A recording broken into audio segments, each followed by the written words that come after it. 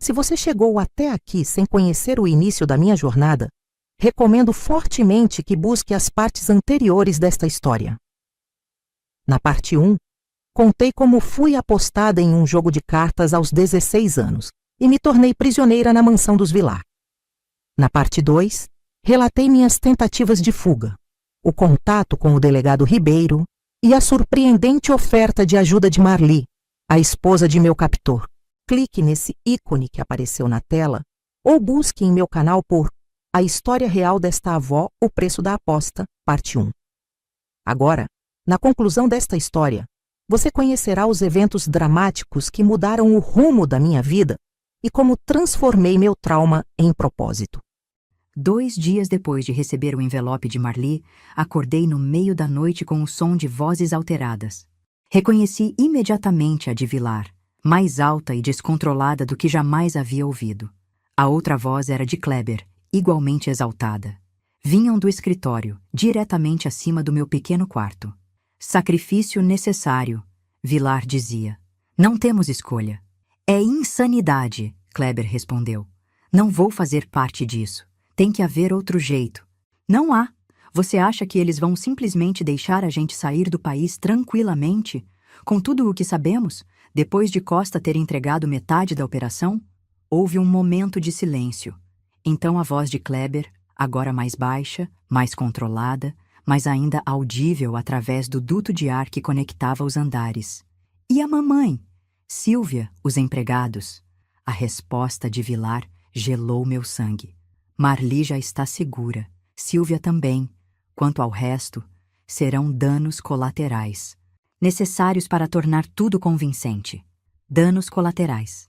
Mesmo sem entender completamente o que planejavam, compreendi o essencial. Estávamos em perigo. Perigo mortal. Sem pensar 2 vezes, saí silenciosamente do meu quarto.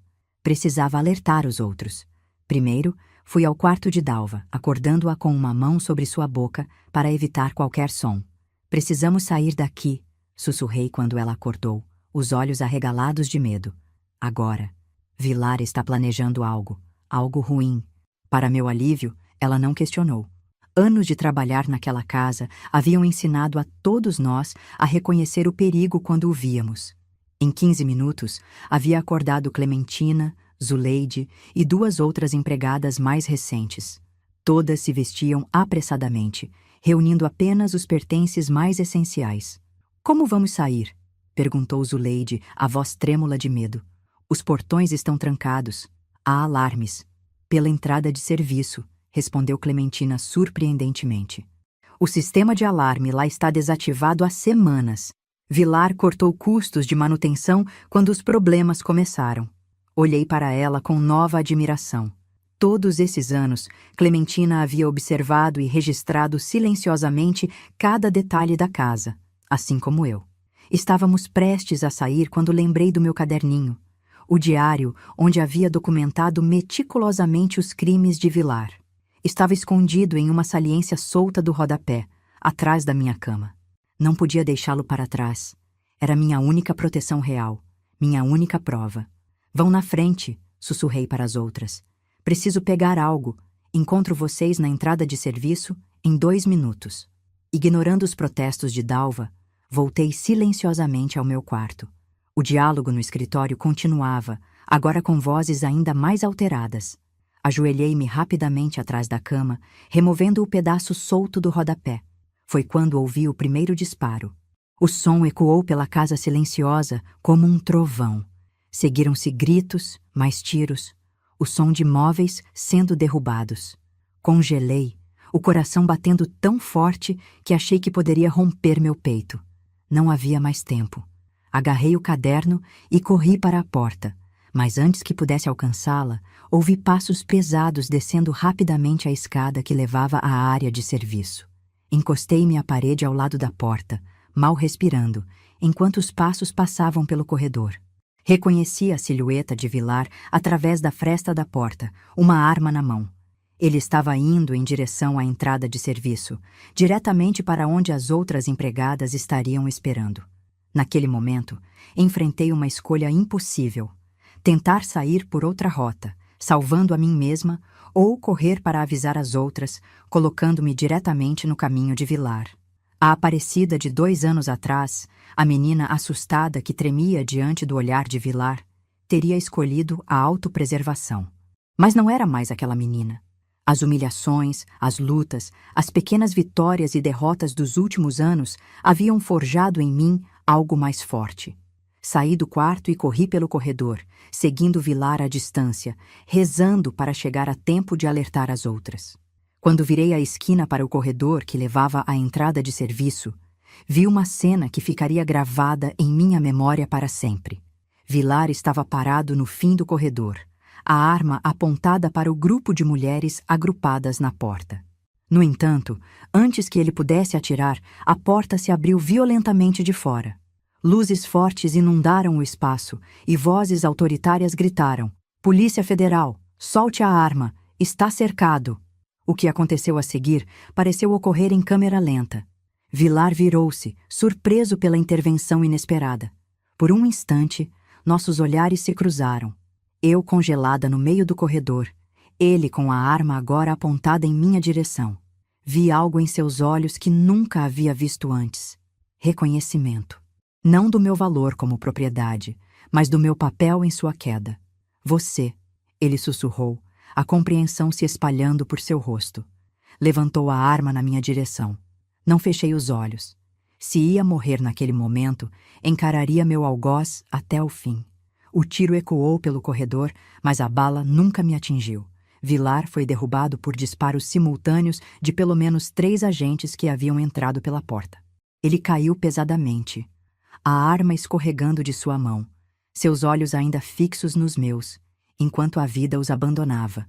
Minutos depois, quando o caos inicial havia passado, encontrei-me sentada em uma cadeira na cozinha, um cobertor sobre meus ombros, uma xícara de chá que alguém havia posto em minhas mãos. Agentes federais percorriam a casa. Paramédicos atendiam Kleber, que aparentemente havia sido baleado no confronto com o pai, mas sobreviveria. Foi então que vi o delegado Ribeiro se aproximar. Ele se sentou à minha frente, seus olhos cansados, mas gentis. "Aparecida", disse ele suavemente. "Finalmente nos encontramos pessoalmente." Assenti, incapaz de falar ainda. "Como soube?" Consegui finalmente perguntar. "Como soube que era esta noite?" "Tínhamos a casa sob vigilância há semanas", explicou ele.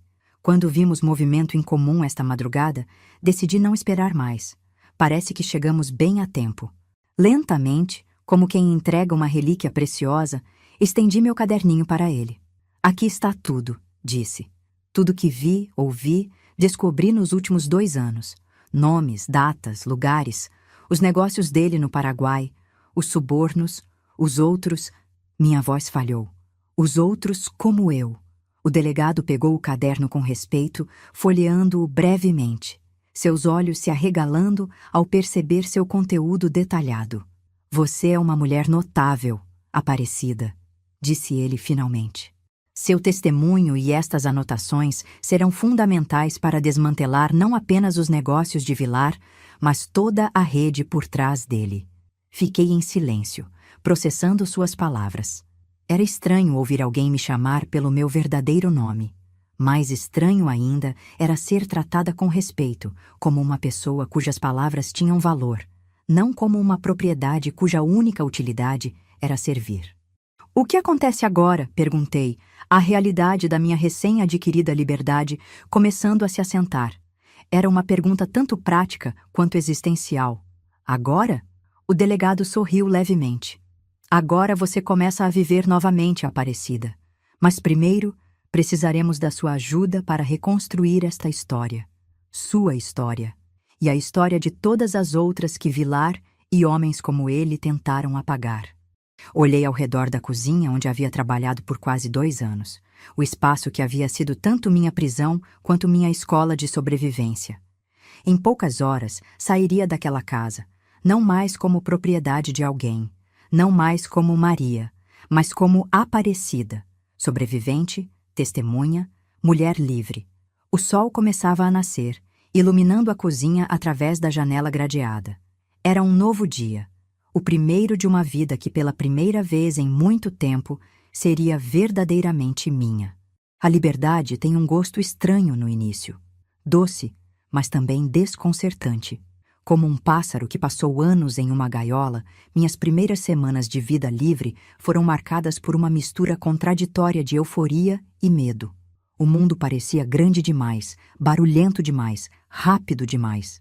Após a operação policial que resultou na morte de Armando Vilar, fui levada para um abrigo temporário mantido por uma organização não governamental que apoiava mulheres em situação de vulnerabilidade. Era um antigo casarão adaptado no bairro da Liberdade. Uma ironia que não passou despercebida por mim. Chamava-se Casa das Margaridas.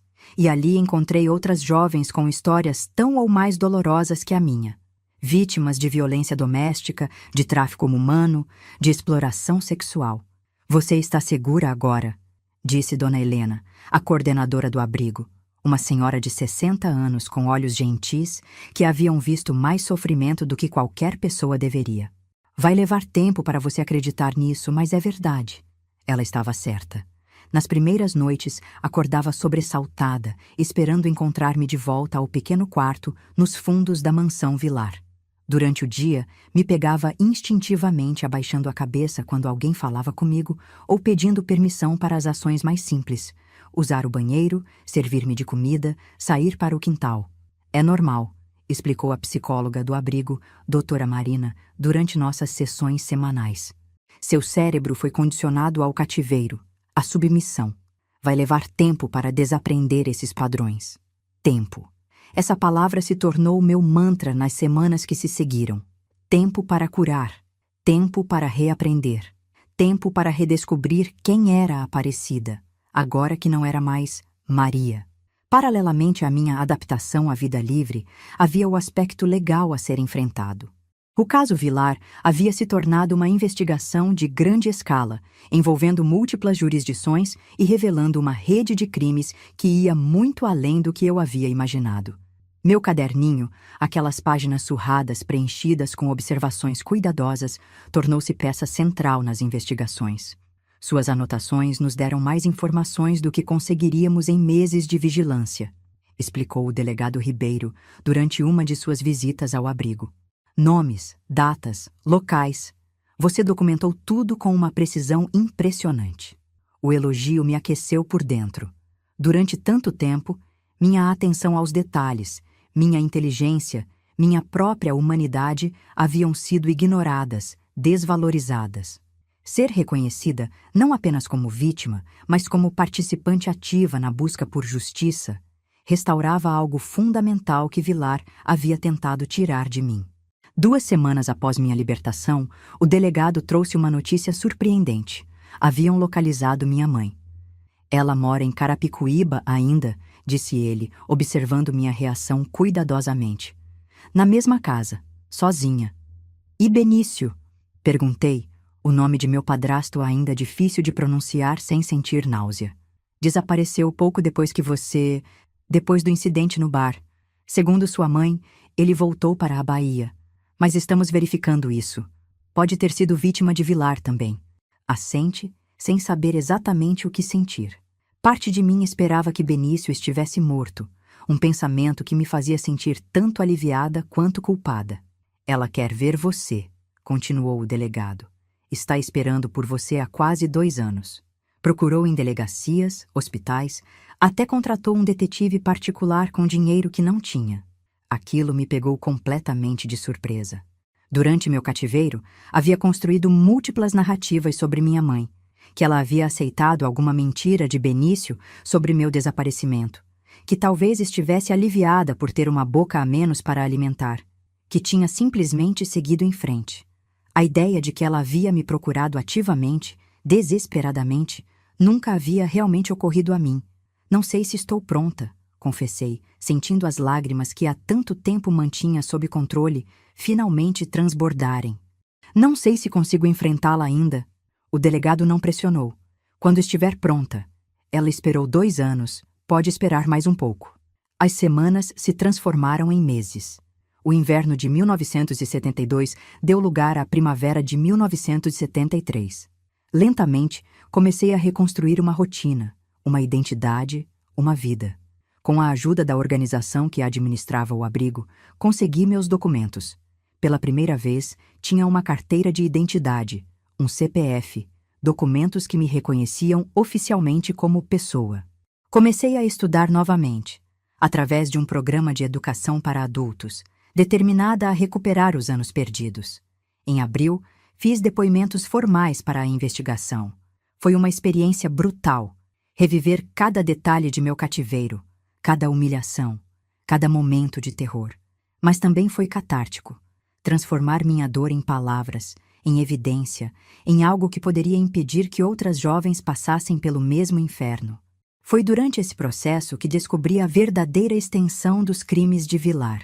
Não era apenas contrabando de mercadorias ou sonegação fiscal, como eu havia inicialmente suspeitado. Era tráfico humano em larga escala. Mulheres trazidas do Paraguai, da Bolívia, do interior do Brasil, vendidas para trabalho forçado ou exploração sexual.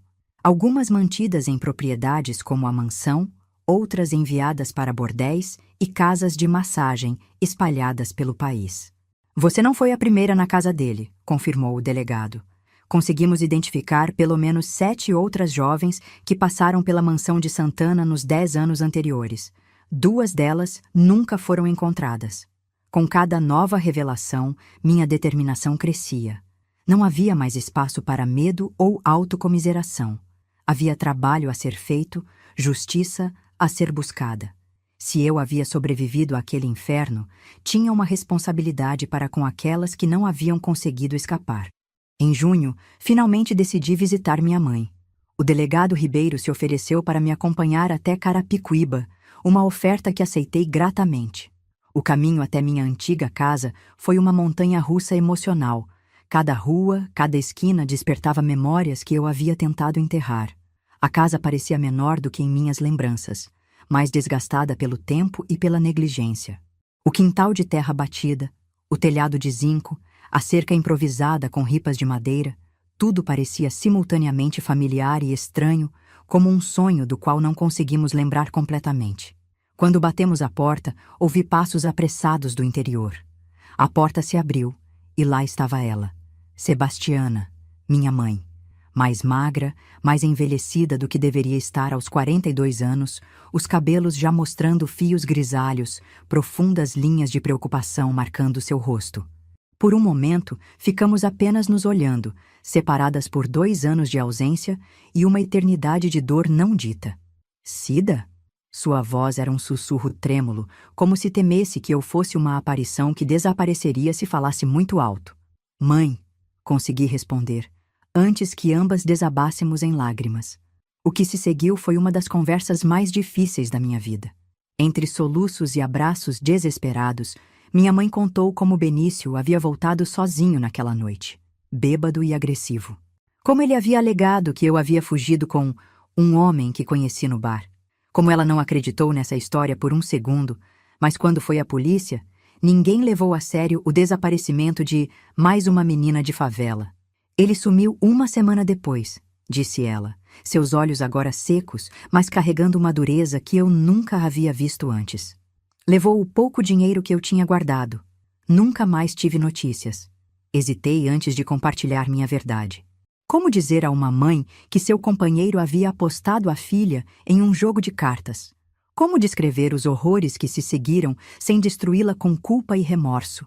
Mas guardar aquela verdade seria outra forma de cativeiro. Então, lenta e cuidadosamente, contei minha história. Não todos os detalhes. Há coisas que uma filha não deve compartilhar com sua mãe, fardos pesados demais para serem transferidos, mas o suficiente para que ela entendesse o que havia acontecido. O horror em seus olhos deu lugar à culpa, depois à raiva e, finalmente, a uma determinação férrea que reconheci como um espelho da minha própria. Nunca mais, disse ela, segurando minhas mãos com força surpreendente. Nunca mais alguém vai te machucar assim. Nunca mais vou deixar ninguém entrar na nossa vida que possa te fazer mal. Aquele nossa vida pairou entre nós. Uma pergunta não formulada, uma oferta silenciosa. Mãe, eu hesitei, buscando as palavras certas. Não posso voltar a morar aqui. Não ainda. Preciso encontrar meu próprio caminho agora. A dor em seus olhos era evidente, mas também havia compreensão. Onde você está morando? Está segura? Expliquei sobre o abrigo, sobre o programa de estudos, sobre meus planos incipientes para o futuro. Prometemos nos ver regularmente, reconstruir nosso relacionamento passo a passo. Quando saí daquela pequena casa naquele dia, senti como se um peso enorme tivesse sido retirado de meus ombros, não completamente, mas o suficiente para me permitir respirar mais facilmente. O outono chegou, trazendo ventos de mudança. O processo judicial avançava, revelando cada vez mais ramificações do império criminoso de Vilar. Kleber havia sobrevivido aos ferimentos, mas enfrentava múltiplas acusações. Marli havia desaparecido, possivelmente fugido para o exterior com uma quantia substancial de dinheiro. Silvia, a filha caçula, era a única que ocasionalmente aparecia nas audiências, parecendo perdida e confusa diante da verdadeira natureza dos negócios da família. Em setembro, recebi uma visita inesperada no abrigo. Era uma mulher de cerca de 30 anos, bem vestida, com porte elegante e olhos que carregavam uma familiaridade perturbadora. Meu nome é Isabela Vilar. Ela se apresentou e imediatamente senti meu sangue gelar. Sou a primeira filha de Armando Vilar. Preciso falar com você. Meu primeiro instinto foi recusar, mandar essa estranha embora, proteger o pequeno santuário de paz que havia começado a construir. Mas algo em sua expressão, uma mistura de determinação e vulnerabilidade, me fez hesitar. Por quê? Perguntei simplesmente. Porque você e eu temos mais em comum do que imagina, respondeu ela. E porque existem coisas sobre Armando Vilar que só eu posso contar. Coisas que você tem o direito de saber. Relutantemente, concordei em conversar com ela no jardim do abrigo, sob o olhar vigilante de Dona Helena, que havia se tornado quase uma figura materna para mim. A história que Isabela compartilhou comigo naquela tarde mudaria para sempre minha compreensão do homem que havia me mantido cativa por quase 2 anos. E me prepararia para o momento mais crucial da minha jornada de recuperação. O confronto não apenas com o que Vilar havia feito comigo, mas com o sistema que havia permitido que ele o fizesse. Você viu uma foto uma vez, não viu? Perguntou Isabela, seus olhos fixos nos meus. Uma mulher com 2 crianças. Uma família diferente da que você conheceu. Assenti, lembrando-me daquele momento estranho no quarto de Vilar, a fotografia escondida na gaveta. Aquela era minha mãe, Conceição. E as crianças éramos eu e meu irmão, Ricardo. Ela respirou fundo antes de continuar. E nossa história começou exatamente como a sua, com um jogo de cartas. A história de Isabela desenrolou-se como um novelo sombrio, revelando camadas de horror que eu não havia sequer imaginado. Sua mãe, Conceição, havia sido uma jovem empregada doméstica de 17 anos quando Armando Vilar, então um açougueiro ambicioso com conexões crescentes no mundo do crime, a ganhou em uma aposta de um tio alcoólatra. Isso acontecera em 1953, 20 anos antes da minha própria história. Ele a levou para uma pequena casa no interior de São Paulo, contou Isabela, sua voz controlada, mas carregada de emoção contida. Não era uma mansão como a que você conheceu. Ele ainda estava construindo seu império, mas o padrão era o mesmo: isolamento, trabalho forçado, abuso. Conceição havia dado à luz 2 filhos de Vilar, Isabela e Ricardo. Quando Isabela tinha 5 anos e Ricardo 3, Vilar conheceu Marli, filha de uma família tradicional decadente. O casamento com ela representaria um salto social, uma fachada de respeitabilidade para seus negócios crescentes. Da noite para o dia, ele simplesmente nos abandonou, continuou Isabela. Deixou algum dinheiro, a casa e desapareceu. Minha mãe teve que criar 2 crianças pequenas sozinha, sem educação formal, sem apoio. Ela nunca se recuperou completamente do que ele fez com ela. À medida que Vilar prosperava, transferindo-se para São Paulo e iniciando negócios mais lucrativos e ilegais, sua primeira família permanecia no limbo, recebendo ocasionalmente dinheiro, mas nunca reconhecimento público. Ricardo não suportou, disse Isabela, lágrimas finalmente escapando de seus olhos contidos. Aos 16 anos, confrontou nosso pai, exigindo reconhecimento. Vilar o espancou tão violentamente que ele ficou hospitalizado por semanas. Depois disso, meu irmão começou a usar drogas, morreu de overdose aos 19. Conceição faleceu pouco depois, devastada pela perda do filho. Isabela, determinada a não permitir que o legado de Vilar destruísse mais vidas, havia estudado obstinadamente, conseguindo uma bolsa de estudos e, eventualmente, formando-se em direito. Por anos, observou de longe as atividades do pai, coletando informações, esperando o momento certo. Quando soube do escândalo, do que havia acontecido com você e outras garotas, percebi que o padrão nunca havia mudado, concluiu ela. Ele apenas ficou mais sofisticado, mais poderoso, mais protegido. Mas a essência era a mesma: possuir pessoas, especialmente mulheres jovens, tratá-las como propriedade. Isabela abriu sua bolsa e retirou uma pasta grossa. Aqui está tudo que consegui reunir sobre os negócios dele, suas conexões políticas, os outros homens envolvidos. Porque Armando Vilar não estava sozinho. Há uma rede inteira. Peguei a pasta com mãos trêmulas, entendendo o que ela estava oferecendo. Não apenas informação, mas aliança. 2 mulheres marcadas pelo mesmo homem, de formas diferentes, mas igualmente profundas, unindo-se para expor não apenas um criminoso, mas todo um sistema. Por que está fazendo isso? Perguntei, ainda cautelosa apesar da história comovente. Porque mesmo morto, ele continua destruindo vidas, respondeu ela simplesmente. Os sócios dele, os cúmplices, estão tentando reconstruir a operação. E por quê? Ela hesitou, como se escolhesse cuidadosamente suas palavras. Porque você é a única que teve coragem de enfrentá-lo enquanto ele estava vivo. A única que documentou tudo, que usou a própria inteligência como arma. Aquele encontro com Isabela foi o catalisador para o que viria a seguir. Com a pasta que ela me entregou, combinada com meu próprio testemunho e caderno de anotações, tínhamos evidências suficientes para expandir significativamente a investigação. Nomes de políticos, empresários, juízes, homens que frequentavam a mansão Vilar, que participavam de reuniões fechadas, que se beneficiavam do tráfico de mulheres vulneráveis. Quando apresentamos aquele material ao delegado Ribeiro, seu rosto empalideceu. Vocês têm noção da magnitude disso? Perguntou ele, folheando os documentos com crescente alarme. Estamos falando de pessoas no topo do governo, no judiciário. Em tempos normais já seria perigoso. Durante um regime militar, é suicídio. Isabela e eu trocamos olhares. Ambas sabíamos dos riscos, mas também sabíamos que algumas verdades precisam vir à tona, não importa o custo. Se não for agora, quando? Perguntei simplesmente.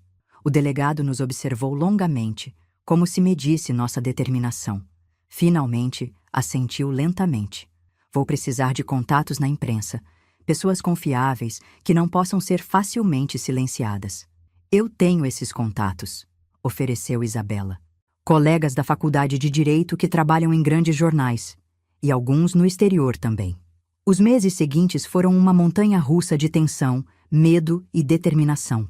Trabalhávamos quase secretamente, reunindo mais evidências, conectando pontos, preparando um caso que não pudesse ser facilmente ignorado ou abafado. O delegado Ribeiro utilizava seus próprios contatos dentro da polícia e do judiciário, oficiais e juízes que não haviam sido cooptados, que ainda acreditavam em seu dever para com a justiça. Enquanto isso, continuei minha reconstrução pessoal. Mudei-me do abrigo para um pequeno apartamento subsidiado pela mesma organização. Comecei a trabalhar meio período em uma livraria. Avancei em meus estudos. A menina vulnerável que havia sido Maria estava cada vez mais distante no espelho retrovisor da minha vida. Em março de 1974, aproximadamente 2 anos após minha libertação, estávamos prontos. O plano era divulgar simultaneamente a história em múltiplos veículos, jornais nacionais, uma revista semanal de grande circulação e, mais importante, correspondentes estrangeiros que poderiam publicar no exterior, fora do alcance da censura da ditadura. A estratégia era criar um clamor público grande demais para ser ignorado, mesmo pelos poderosos que tentariam suprimir a história. Na véspera da publicação, recebi um visitante inesperado em meu pequeno apartamento. Era Sílvia Vilar, a filha caçula de Armando, que eu havia conhecido brevemente durante meu cativeiro. Aos 18 anos agora, parecia simultaneamente mais jovem e muito mais velha. Uma menina com olhos de uma mulher que viu demais. Sei o que vai acontecer amanhã, disse ela sem preâmbulos quando a convidei a entrar, relutantemente. Isabela me contou. Fiquei tensa, incerta sobre suas intenções. Sílvia havia sido uma adolescente mimada e indiferente na mansão, aparentemente alheia ao sofrimento das empregadas. "E o que você quer?" perguntei diretamente. "Ajudar." Sua resposta me pegou completamente de surpresa. Tenho diários, gravações, coisas que meu pai nunca soube que eu coletava. Achava que um dia eu entenderia o que ele realmente era. Bem, agora eu sei. Ela abriu a bolsa e retirou várias fitas cassete e cadernos. Conversas que gravei escondida. Reuniões no escritório quando ele pensava que eu estava no internato. Nomes, datas, valores. Seus olhos se encheram de lágrimas. Eu sabia que algo estava errado. Sempre soube. Mas era mais fácil fingir que não via.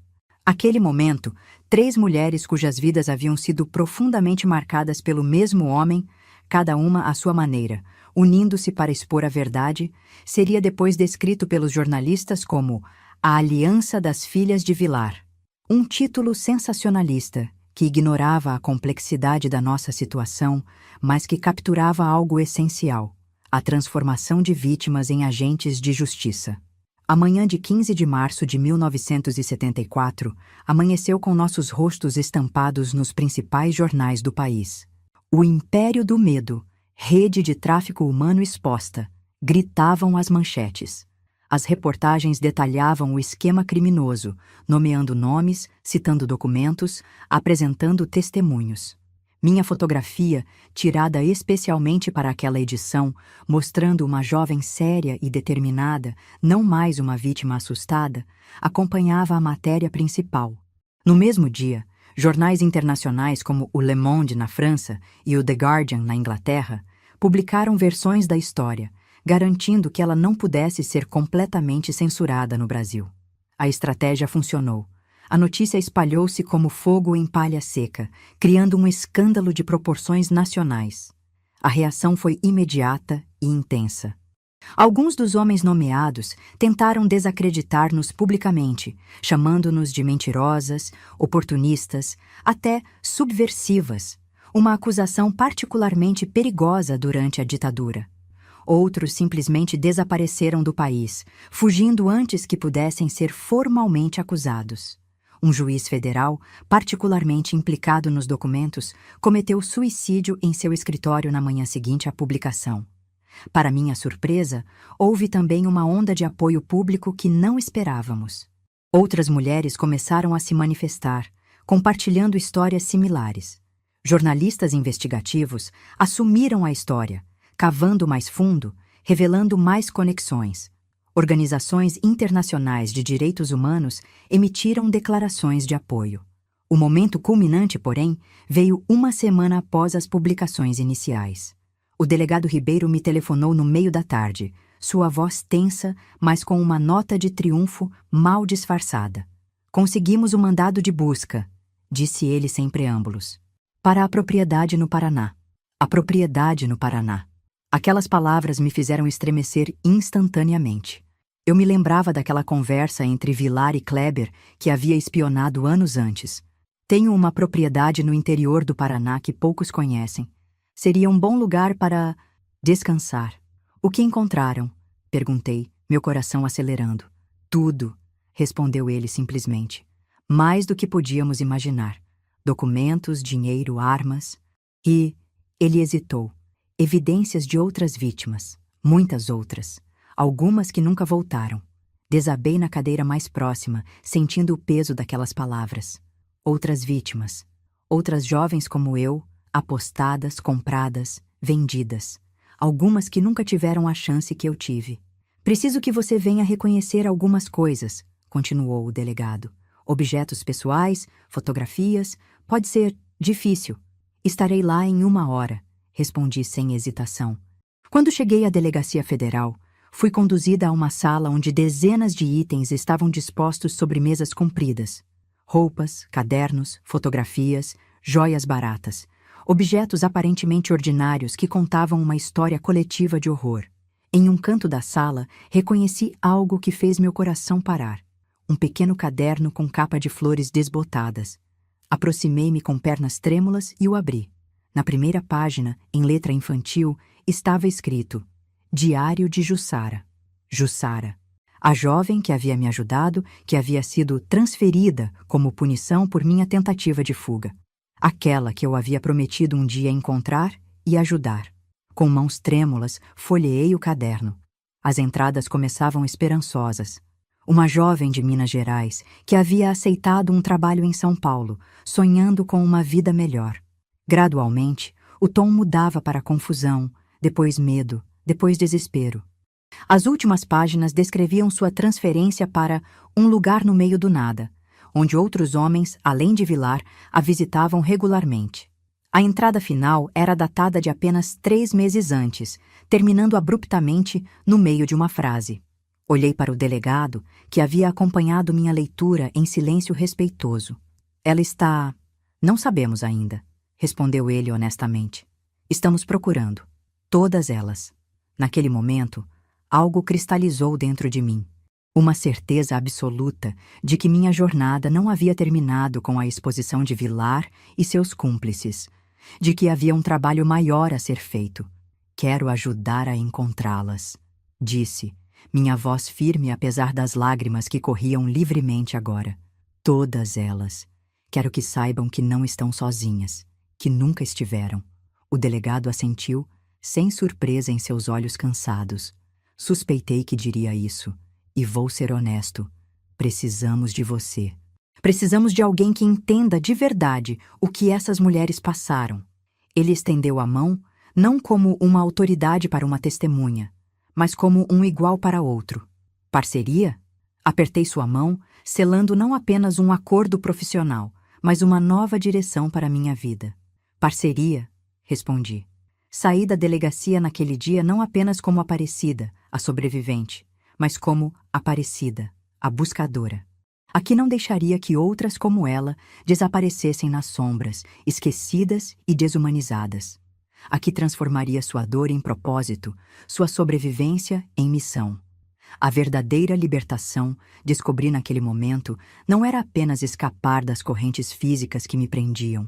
Era encontrar um significado maior que transcendesse minha própria história. Transformar minha experiência individual em algo que pudesse iluminar o caminho para outras. E assim, aos 20 anos, embarquei na segunda fase da minha jornada. Não mais fugindo de um passado de horror, mas caminhando deliberadamente em direção a um futuro de propósito. As semanas que se seguiram à descoberta da propriedade no Paraná foram um turbilhão de atividade, emoção e realinhamento de prioridades.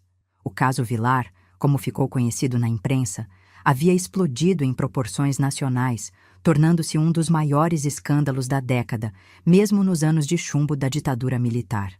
O que começara como uma investigação sobre um empresário específico e suas atividades criminosas havia se expandido para expor uma rede intrincada de tráfico humano que se estendia por múltiplos estados e além das fronteiras nacionais.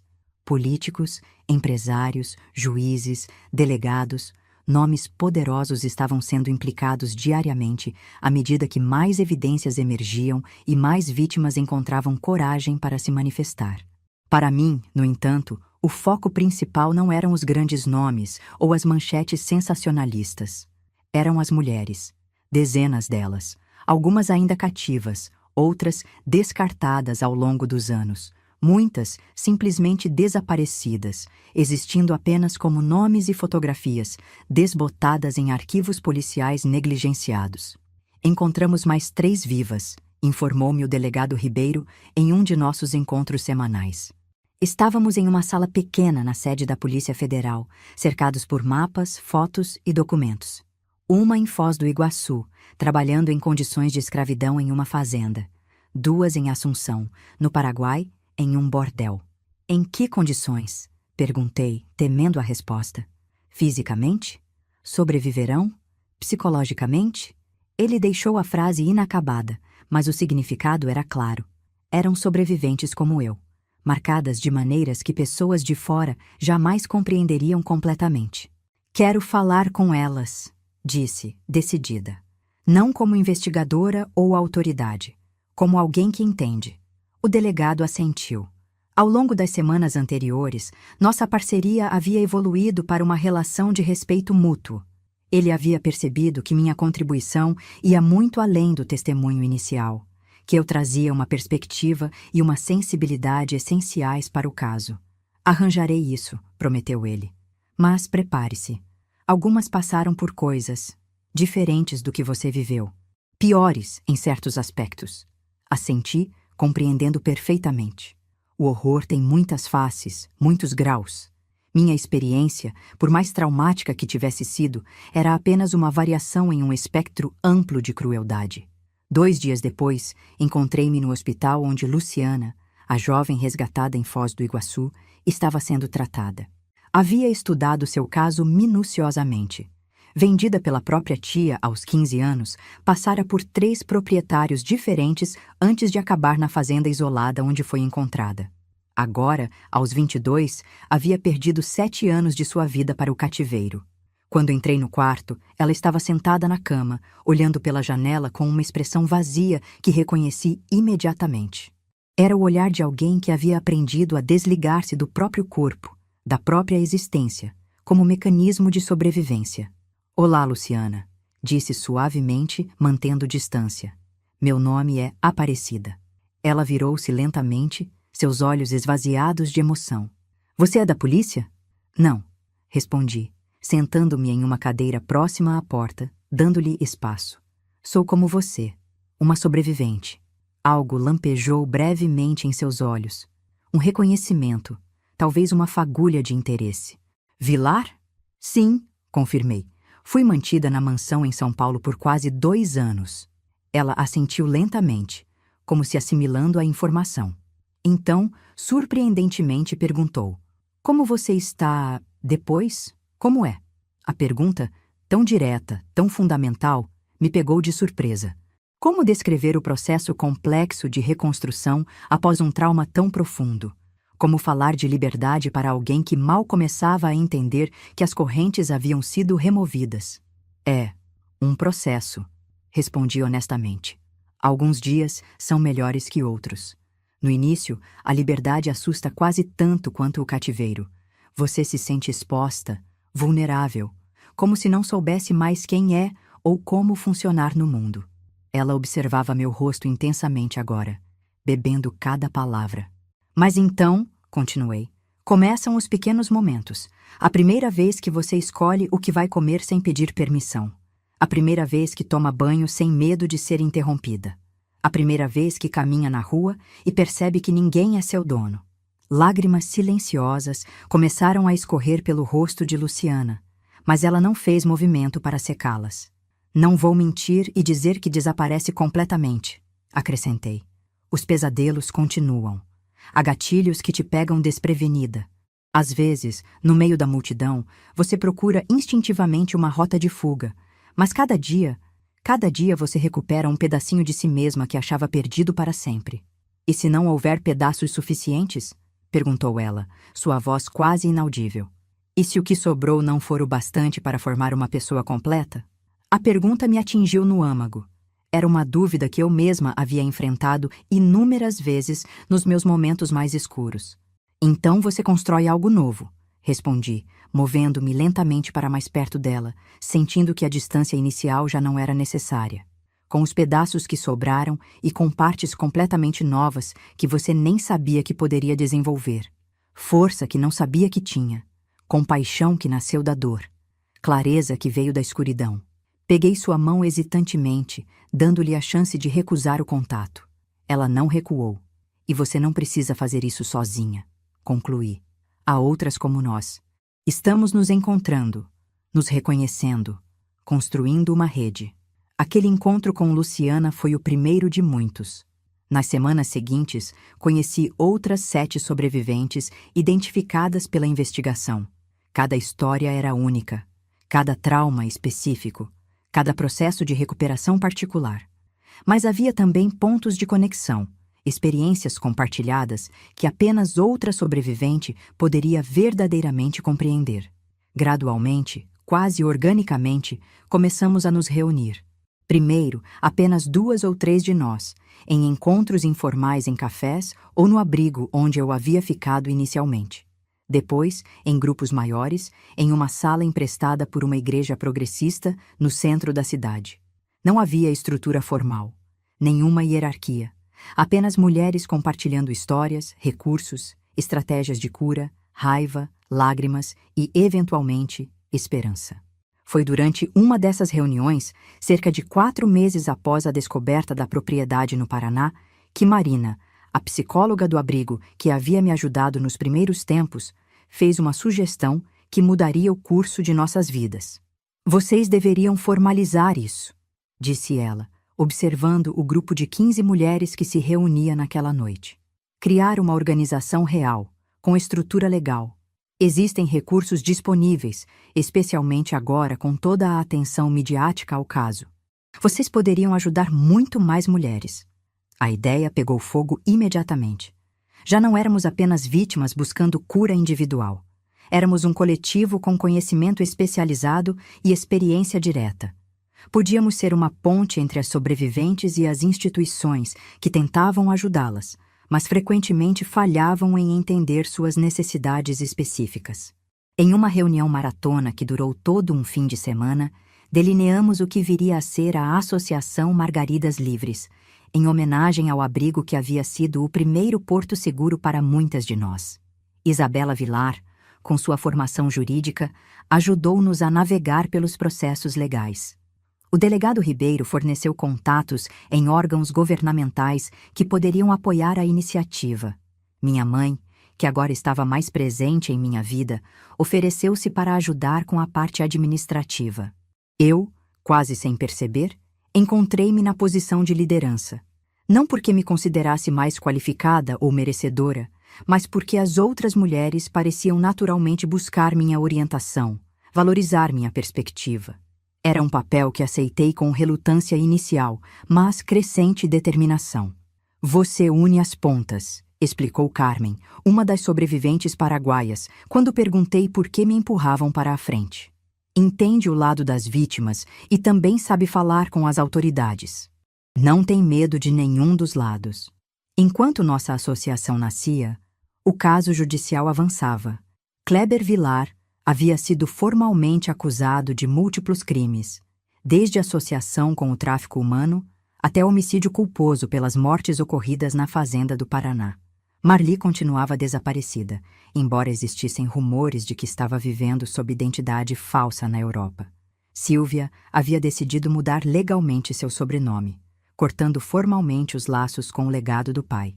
Em outubro de 1974, aproximadamente 7 meses após a exposição inicial do caso, aconteceu algo que havia começado a parecer impossível. Encontramos Jussara. Não foi através da investigação policial, nem dos numerosos contatos que havíamos estabelecido no submundo do tráfico. Foi através de uma reportagem de jornal em uma pequena cidade do interior de Santa Catarina. Uma breve nota sobre uma jovem confusa que havia sido encontrada vagando pelas ruas, sem documentos, incapaz de explicar claramente sua origem. A descrição corresponde, disse o delegado Ribeiro, mostrando-me o recorte do jornal. Mesmo nome, idade aproximada correta, aparência física similar. 2 dias depois, estávamos em um pequeno hospital em Santa Catarina. Quando entrei no quarto, reconhecia imediatamente, apesar das mudanças evidentes. Estava mais magra, o cabelo cortado irregularmente, cicatrizes visíveis nos braços. Mas os olhos, aqueles olhos verdes que haviam me mostrado gentileza na escuridão da mansão Vilar, eram inconfundíveis. Jussara? Chamei suavemente. Ela virou-se lentamente, seu olhar inicialmente vago, depois focalizando em meu rosto. Por um momento não houve reconhecimento. Então, seus olhos se arregalaram. Cida? Sussurrou, sua voz rouca como se não fosse usada com frequência. É você mesmo? Ou estou sonhando de novo? Aproximei-me da cama, lágrimas já correndo livremente pelo meu rosto. Sou eu, De verdade, vim te buscar. Ela começou a tremer, soluços sacudindo seu corpo frágil. Abracei-a cuidadosamente, consciente de como o contato físico podia ser difícil para sobreviventes de trauma. Eu prometi? Lembra? Sussurrei contra seu cabelo. Prometi que voltaria por você. Nos dias que se seguiram, Jussara compartilhou fragmentos de sua história. O quanto conseguia lembrar e suportar contar. Após ser removida da mansão Vilar, havia sido enviada para uma propriedade rural isolada na fronteira do Paraguai, onde foi mantida por quase 2 anos, passando por múltiplos proprietários. Eventualmente conseguiu escapar durante uma transferência, vivendo nas ruas por meses antes de ser encontrada. Sua recuperação seria um processo longo e complexo.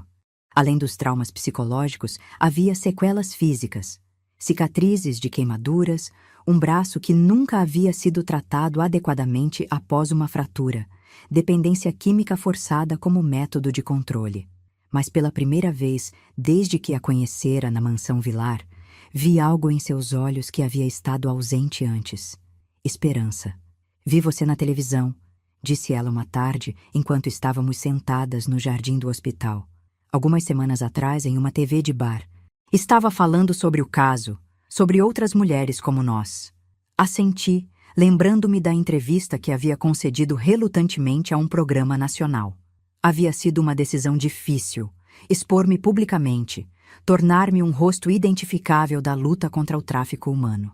Foi quando soube que tinha que tentar viver, continuou Jussara. Pensei, se Cida conseguiu, talvez eu também consiga. Foi a primeira vez em anos que senti algo, além de medo.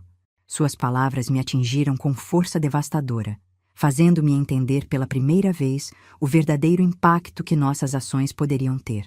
Não se tratava apenas de justiça abstrata, de estatísticas, de casos judiciais. Era sobre oferecer esperança tangível a pessoas que haviam sido privadas até mesmo da capacidade de imaginar um futuro diferente. Quando retornamos a São Paulo, Jussara tornou-se a 18ª integrante oficial da Associação Margaridas Livres.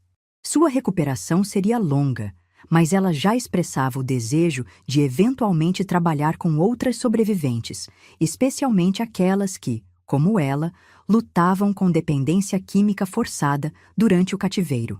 Em dezembro de 1974, alugamos um pequeno sobrado no bairro da Liberdade para servir como sede oficial da associação. Era um espaço modesto, mas simbolicamente importante, um lugar que pertencia a nós, mulheres que haviam sido propriedade de outros. As paredes foram pintadas em tons claros, escolhidos coletivamente. Cada sobrevivente contribuiu com algo pessoal para decorar o espaço: uma planta, uma almofada feita à mão, uma pintura. Na véspera de Natal, realizamos uma pequena celebração de inauguração. Éramos cerca de 30 pessoas. Sobreviventes, familiares apoiadores, aliados profissionais como o delegado Ribeiro e a doutora Marina. Minha mãe havia preparado um grande prato de farofa e trouxe refrigerantes. Isabela trouxe um bolo caseiro. Outras contribuíram com o que podiam. No centro da sala principal, colocamos uma mesa com fotografias, tanto das mulheres que havíamos conseguido encontrar e ajudar, quanto daquelas que continuavam desaparecidas ou que não haviam sobrevivido. Era a nossa forma de dizer: lembramos de todas. Em determinado momento da noite, Luciana, a primeira sobrevivente com quem havia falado após a descoberta da fazenda no Paraná, pediu a palavra. Quando me encontraram, começou ela, sua voz inicialmente tímida, mas ganhando força, achei que estava sendo resgatada apenas para morrer em liberdade. Não conseguia imaginar um propósito, um motivo para continuar. Sentia-me como um objeto quebrado que alguém havia jogado fora. Ela olhou ao redor, para cada um dos rostos que a observavam atentamente. Mas então conheci a Aparecida, e depois todas vocês. E entendi que não somos objetos quebrados. Somos mulheres que foram forjadas no fogo. E o que emerge do fogo não é fraqueza, é aço. Seus olhos encontraram os meus, brilhando com uma mistura de gratidão e determinação. Alguns homens poderosos apostaram que poderíamos ser compradas, usadas e descartadas sem consequências. Que éramos dispensáveis, esquecíveis. que nosso valor podia ser determinado por algumas cartas de baralho ou algumas notas de dinheiro. Ela sorriu, um sorriso feroz que continha tanto dor quanto triunfo. Eles apostaram errado. Um murmúrio de concordância percorreu a sala, seguido por aplausos espontâneos que cresceram até se transformarem em uma ovação em pé. Olhei ao meu redor, para aquelas mulheres que haviam sido mercadoria e agora eram agentes de sua própria recuperação, para minha mãe, cujos olhos brilhavam com orgulho, para o delegado Ribeiro, que havia arriscado sua carreira para apoiar nossa causa, para Isabela, que havia transformado a vergonha da herança paterna em determinação para criar um legado diferente. Senti então algo que havia experimentado apenas em raros momentos desde minha libertação. Uma sensação de pertencimento absoluto, de propósito claro, de paz que coexistia com a determinação de lutar. Não era o fim da jornada. Longe disso. Havia ainda tantas mulheres para encontrar, tantos sistemas a desafiar, tantas batalhas a enfrentar. Mas naquele momento, naquela sala modesta decorada com flores de papel e esperanças frágeis, soube com certeza absoluta que havia encontrado meu caminho.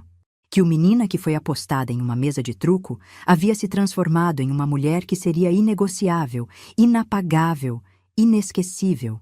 E isso, mais do que qualquer manchete ou decisão judicial, era a verdadeira vitória. O tempo é um alfaiate peculiar. Costura nossas vidas com pontos invisíveis, transformando experiências cruas em memórias processadas, dor aguda em compreensão profunda, caos em padrões reconhecíveis. Sentada aqui, em meu apartamento no Sumaré, observando a cidade que testemunhou minha destruição e reconstrução, percebo como o tecido da minha existência foi meticulosamente trabalhado ao longo das décadas. São Paulo estende-se abaixo de mim, seus arranha-céus refletindo o sol poente, suas luzes começando a piscar na penumbra. A mesma cidade que abrigou meu inferno pessoal na mansão Vilar tornou-se o cenário da minha redenção, da minha vida reconstruída. Há uma poesia complexa nisso, uma lembrança de que os lugares, como as pessoas, contêm multitudes, não são apenas um único momento ou experiência. 45 anos se passaram desde aquela noite de Natal de 1974, quando um grupo de mulheres quebradas e remendadas se reuniu para declarar que sobreviver não era suficiente. Queríamos prosperar e, mais importante, queríamos que outras como nós tivessem a chance de fazer o mesmo. Quase meio século de trabalho, de luta, de pequenas vitórias e grandes desafios. E aqui estou eu, Aparecida, aos 71 anos, com mais vidas vividas do que jamais pensei ser possível naquela noite em que Benício me levou ao Bar do Neco. A Associação Margaridas Livres cresceu além de nossas expectativas mais otimistas. Daquele sobrado modesto na Liberdade, expandimos para 3 sedes em São Paulo e filiais em outras 5 capitais.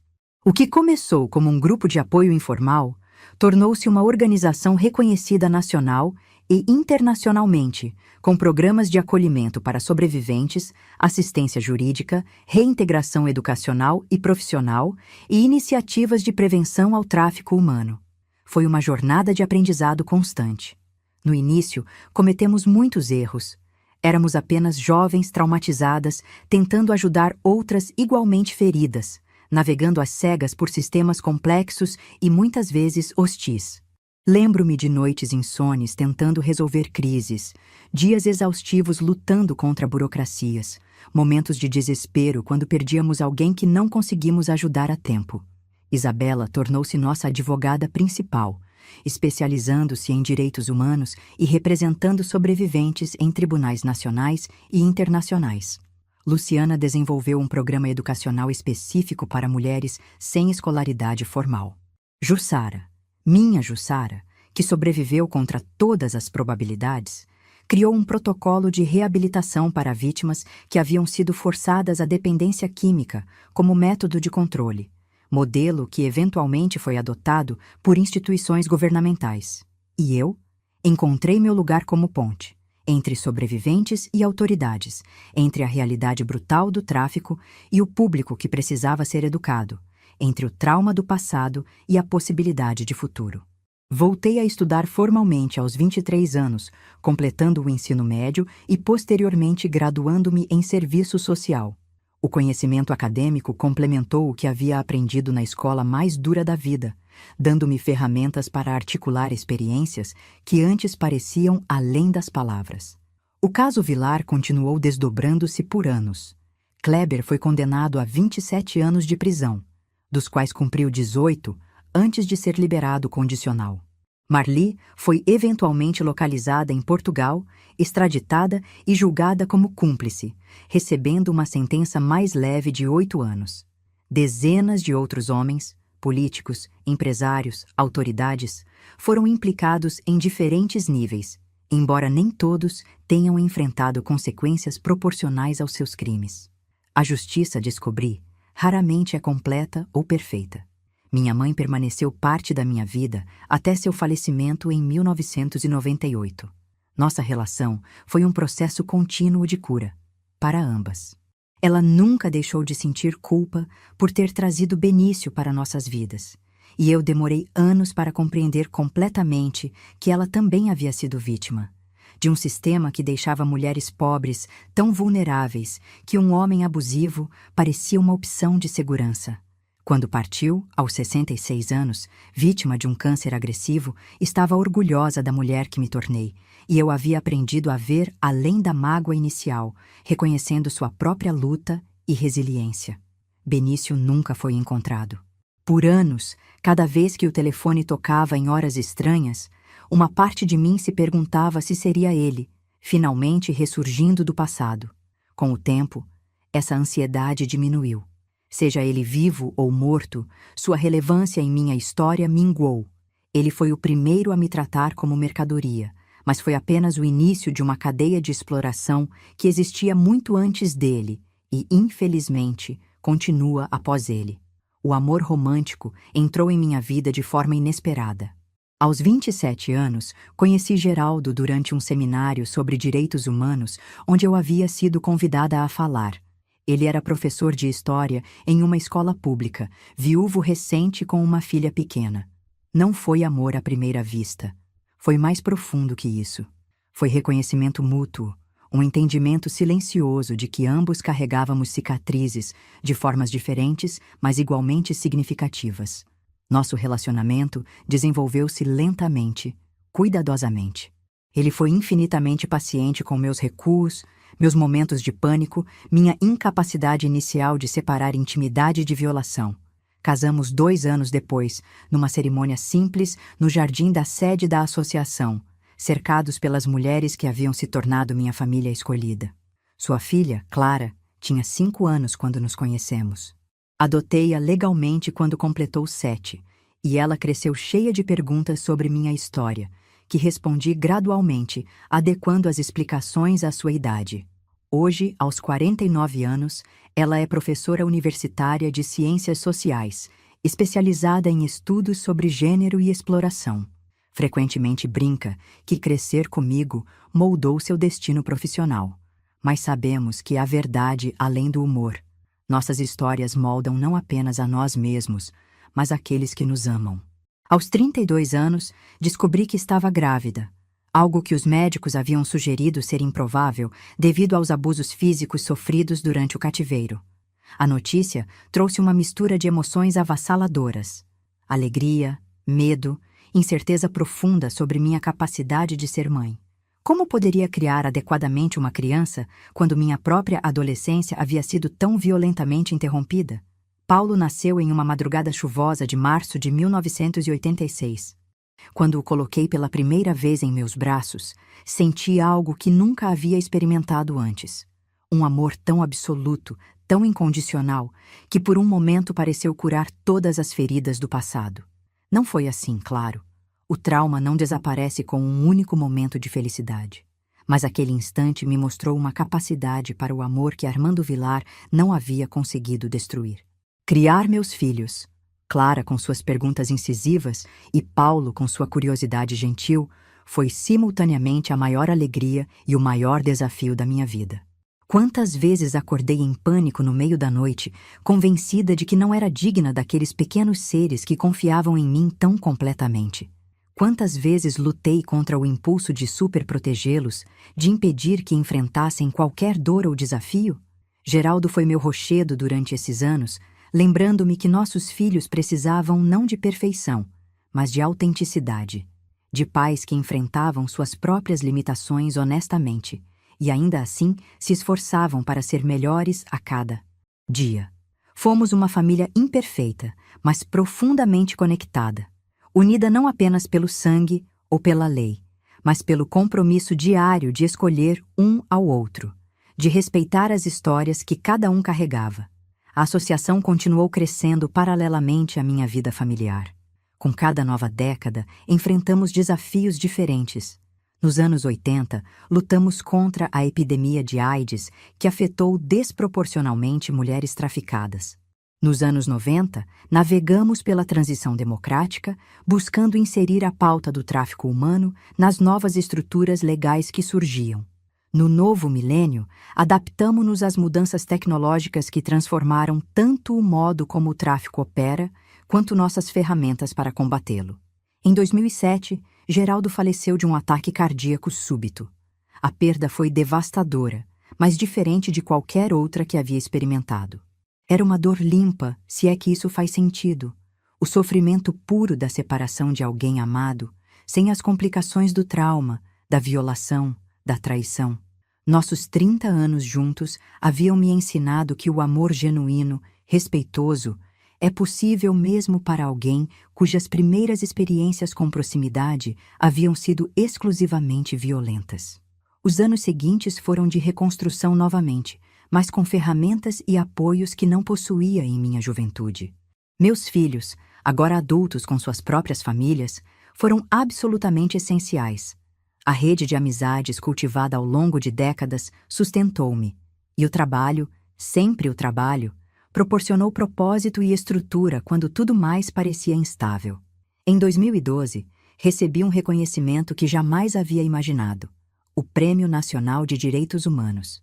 Ali estava eu, a menina de Carapicuíba que foi apostada em um jogo de cartas, sendo aplaudida em Brasília, ouvindo o presidente da República citar minha trajetória como exemplo de transformação de trauma pessoal em compromisso social. Aquela cerimônia representou um marco importante não apenas para mim, mas para todas as mulheres da associação. Era reconhecimento oficial de que nossas vozes, vozes que tentaram silenciar, que consideraram sem valor, agora ressoavam nos corredores do poder. Que nossa experiência havia se transformado em expertise reconhecida. Que nossa dor havia gerado mudanças concretas nas políticas públicas. Recebi o prêmio não apenas em meu nome, mas em nome de todas. As que sobreviveram e puderam estar presentes. As que sobreviveram, mas não conseguiram superar completamente o trauma para participar publicamente. E aquelas que nunca tiveram chance de sobreviver. Cada uma delas era parte da história que me levou àquele pódio. Nos últimos anos, tenho diminuído gradualmente meu envolvimento direto na administração da associação, deixando espaço para novas lideranças. Muitas delas, filhas e netas de sobreviventes, jovens energéticas com novas ideias e abordagens. Sirvo agora mais como mentora e conselheira, compartilhando a sabedoria acumulada em quase 5 décadas de trabalho. Meus netos, 3 maravilhas que me chamam de vovó Cida, me mantêm conectada ao presente e ao futuro. Vê-los crescer seguros, confiantes, cheios de possibilidades que não me foram permitidas, é talvez a maior recompensa da minha jornada. Quando Amanda, minha neta mais velha, agora com 22 anos, decidiu estudar direito inspirada pela história da família, senti um ciclo se completando de alguma forma. Olhando para trás agora, percebo que minha vida tem sido uma longa série de transformações, de menina para mercadoria, de mercadoria para sobrevivente, de sobrevivente para ativista, de ativista para líder, e agora, finalmente, para testemunha e contadora de histórias. Cada fase trouxe seus desafios únicos, suas feridas específicas, suas lições particulares. A pergunta mais frequente que me fazem em palestras e entrevistas é: como você perdoou? A resposta nunca é simples, porque o próprio conceito de perdão é complexo demais para ser reduzido a uma frase de efeito. Não ofereci perdão como absolvição a Benício, Vilar, ou qualquer um dos outros que lucrou com meu sofrimento. Mas encontrei uma forma de perdão que é mais sobre liberar-me do peso do ódio do que sobre conceder paz àqueles que não a merecem. O verdadeiro trabalho de uma vida não foi sobreviver ao trauma, foi aprender a viver plenamente apesar dele. Foi reconhecer que as cicatrizes fazem parte de mim, mas não são tudo que sou. Foi entender que sou simultaneamente a menina que foi apostada em um jogo de truco e a mulher de 71 anos que observa São Paulo do alto de seu apartamento e também todas as versões intermediárias. A fugitiva assustada, a ativista determinada, a esposa amorosa, a mãe dedicada, a líder visionária. Somos todos, creio eu, múltiplas pessoas ao longo de nossas vidas. A diferença na minha história é que a transição entre essas pessoas foi violentamente imposta, não escolhida naturalmente. Mas a capacidade de integrar todas essas versões de mim mesma em uma narrativa coerente, essa foi minha escolha, minha vitória, minha liberdade verdadeira.